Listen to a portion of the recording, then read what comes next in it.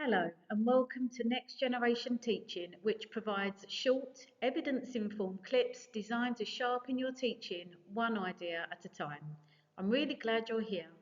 Whether you've been teaching for 2 years or 20, lesson planning is something we never fully stop thinking about. And that's actually a good thing because it means that you care. In the next 10 minutes, we're going to get into the anatomy of a great lesson plan. Not the form, not the paperwork, but the thinking behind it. So let's go. This is episode 1 of the planning series, and it's focused on what makes a great lesson plan. Now, I want to start with a confession. When I was a new teacher, I thought a lesson plan was just a list of activities, something to make sure that students were kept busy and to make sure that the content was covered. It took me a little while to understand that lesson plan isn't really about activities at all. It's about thinking, it's about decisions, and it's about your students. Specifically, what do you want them to be able to do by the time they leave your room? That shift in thinking changed everything for me, and I hope this clip helps you to make that shift too, or deepens it if you're already there. So let's start with the why, because if you're going to invest your limited planning time wisely, it helps to know what the evidence actually says. Hattie's Visible Learning meta-analysis, one of the largest education research projects ever conducted, found that teacher clarity has an effect size of 0.75. So to put that into context, the average effect of any educational intervention is around 0.4. Teacher clarity almost doubles it, and teacher clarity begins with planning. Rosenshine, whose principles of instructions you may have come across, found that most effective teachers didn't just plan activities, they planned small, deliberate chunks with checks for understanding built in. And the EEF found that when teachers model their thinking, what we call metacognitive planning, students can make up to 8 additional months of progress over a year. 8 months from the way a teacher thinks before they walk into the room. There's also a practical dimension. Teacher Tap, which surveys thousands of teachers every week, found in 2022 that 72% of teachers believe poor planning is linked to behaviour issues in lessons. This makes sense. When students are confused or activities run too long or the pace drops, that's when problems start. So planning isn't bureaucracy, it's the invisible force behind every great lesson you've ever seen. A key insight, planning isn't just filling in a form, it's about thinking deeply before you teach what you teach. Every great lesson plan, regardless of subject, year group or school context, tends to share similar characteristics. I'm going to today look at 5 of them. Firstly, a clear learning objective, a purposeful sequence of activities, a retrieval hook at the start, built-in checks for understanding throughout, and adaptive options for different learners. These aren't boxes to tick, they're decisions to make, and they all connect to each other. We're going to look today at each one, but let's start where every great lesson plan starts, and that is a clear objective. Now, here's where a lot of lesson plans fall down. Teachers write a topic and not an objective. Look at the column on your screen. To learn about the Cold War, to know about crime in Victorian times, these are topics. They tell students almost nothing about what they'll be able to do differently at the end of the lesson. And they give you as a teacher no clear target to assess against when deciding whether or not they have understood what you've taught them. If you look at the right, explain how superpower rivalry caused the Cold War to intensify between 1947 to 49, compare policing in 1850 and 1900 using 2 specific examples, prioritise and justify the most significant cause of World War I using evidence. These are objectives. They are specific, they are measurable, and they are cognitive. They demand that students do something with knowledge and not just absorb it. The question to ask yourself when writing an objective is simple. What will students be able to do at the end of this lesson that they could not do at the start? If you can answer that clearly, you have an objective. And the Bloom's taxonomy ladder at the bottom of this slide is your tool to use. Where does your objective sit? Are you asking students to remember and recall, level 1, or to explain and describe, level 2? Or are you pushing them to analyse, evaluate, justify, levels 4, 5 and 6? The level should match where your students are in their learning journey. Here's an AI tip that works brilliantly. Open up any AI tool, Claude, ChatGPT, whichever you prefer, Microsoft Copilot, and type Write a Bloom's Level 4 learning objective for a GCSE lesson on your topic and see what it produces. Then refine it, using it as a starting point. It takes about 90 seconds and sharpens your thinking considerably. Once you have your objective, the sequence of your lesson should flow from it, not the other way around. This slide shows Rosenshine's 5 stages lesson arc, and if you haven't read his principles of instruction, I'd put it on your reading list. It's a short document with enormous practical value. You start with a hook and retrieval for the first up to 5 minutes. This isn't just a warm-up, it's activating the neural pathways students need to connect new learning to what they already know.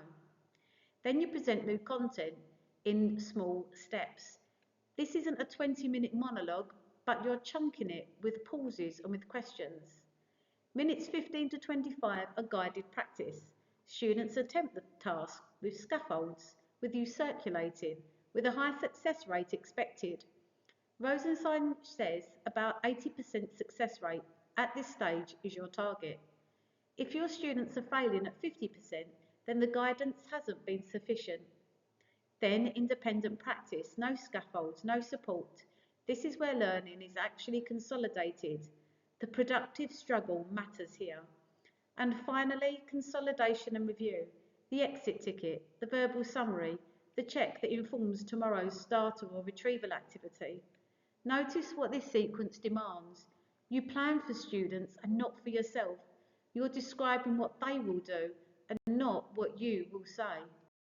Let me say a little bit more about the retrieval hook because it's one of those things that teachers know is a good idea but often gets dropped when time is tight. Here's why it should be a non-negotiable. Roediger and Karpik's 2006 research demonstrated that the act of retrieving information from memory strengthens the memory trace more than rereading the material ever could. In other words, asking students to recall something makes them remember it better than showing them it again. If you do this every lesson, the cumulative effect over a year is extraordinary. It doesn't need to be complex. A brain dump, 1 minute, silent, write down everything you remember from last lesson, 5 quick questions or mini whiteboards, an odd one out activity, short, low stakes and frequent is key. Now, checks for understanding. The 4 tools on the right of the slide are your core toolkit.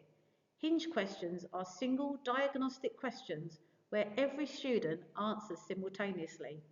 You instantly see the class picture, not just the 3 or 4 confident hands in the front row. Mini whiteboards do the same thing.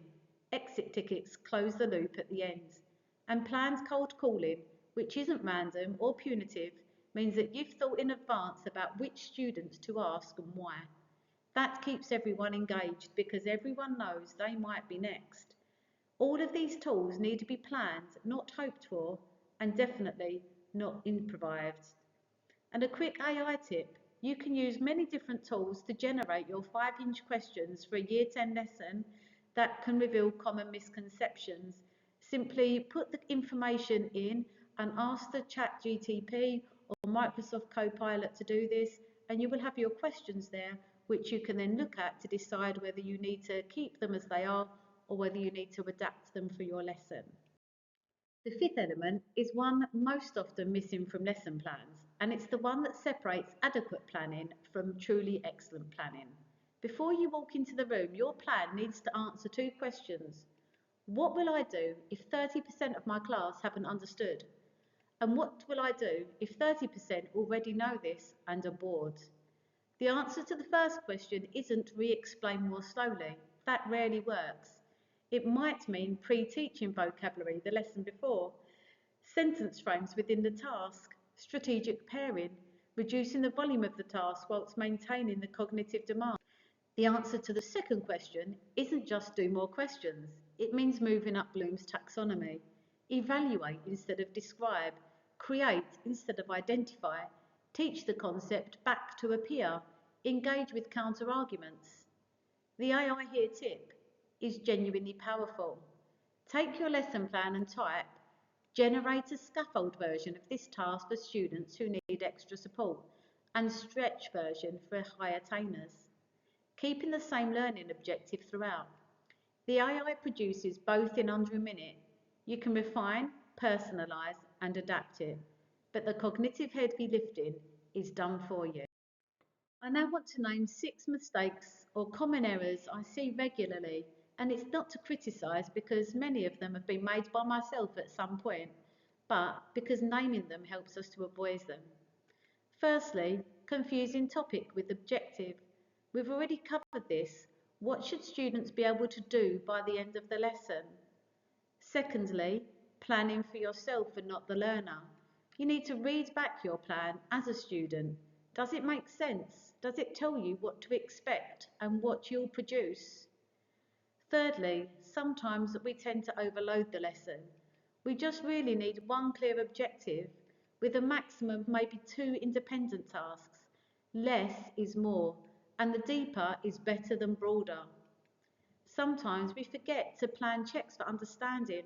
We need to make sure that they're built in before we enter the room, 2 or 3 minimum, to assess understanding so we can see whether we have the 80% success rates before we move on.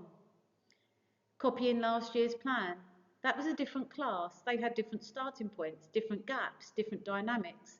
We need to make sure that we change the lesson and adapt it for the students sitting in front of us this year. And finally, planning the teacher instead of the learner. If your plan reads, I will explain next, then I'll demonstrate why, then basically I've planned a performance. You need to make sure that you reframe. Students will be able to explain X. Students will be able to demonstrate why. This makes sure that the focus shifts entirely. A plan is a tool, not a performance. It's not paperwork, it's a tool for learning. So let's bring this together. A great lesson plan should have at least these 5 clear elements. Firstly, a measurable objective that is clear. A purposeful, sequenced arc. A retrieval hook to prime memory. Built-in checks for understanding and adaptive options for all of your learners prepared before you step into that room. Before you close this video, I'd like you to sit with 4 questions. When you last planned a lesson, did you write an objective or a topic? What difference did that make in practice? Where in your lessons do you currently check for understanding? Is that planned or does it happen by chance? If 30% of your class didn't get it, next lesson, what would you plan to say or do? And finally, which of the 5 elements do you already do well? Which is your biggest growth area? Write one thing down, one small change to make your lesson plan. That's the whole game, one improvement at a time. Thank you so much for watching. Episode 2 is backward design, starting with the end, and it builds directly on everything we've covered today. I'll see you there. Please see on this slide a list of some of the key researchers and experts that I've used when planning this presentation. These are experts in the field, and looking at their work in more detail would be beneficial to yourself as a teacher if you haven't already read some of them. If you found this video helpful, please feel free to like and subscribe and to hit the notifications button. The next video is about planning backwards.